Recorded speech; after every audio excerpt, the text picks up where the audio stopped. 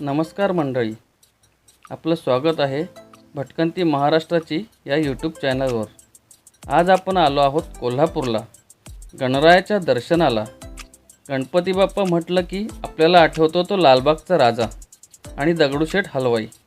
पण आज आपण आलो आहोत कोल्हापूरपासून 12 किलोमीटर अंतरावर चिन्मय गणाधीश गणपती बाप्पा यांचे दर्शन करायला। या मूर्तीला कर्नाटकातील शिमोगा गावातील एकूण 50 कारागिरांनी सुमारे 18 महिने मेहनत घेऊन मूर्तीला आकार दिला आहे। ही मूर्ती पूर्णपणे सिमेंट कॉन्क्रीटची बनलेली आहे।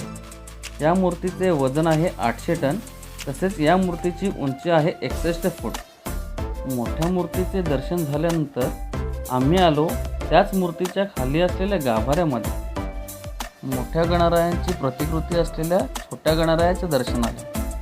गणरायाचे दर्शन झाल्यावर आम्ही आलो बाहेर, मूर्ती बघितली, विलोभनीय दर्शन घेतले आणि निघालो आम्ही आमच्या परतीच्या प्रवासाला। गणपती बाप्पा मोरया, मंगलमूर्ती मोरया। आमचा व्हिडिओ आवडल्यास व्हिडिओला लाईक करा, शेअर करा आणि नवनवीन व्हिडिओ पाहण्यासाठी बेल आयकॉन दाबून सबस्क्राईब करा।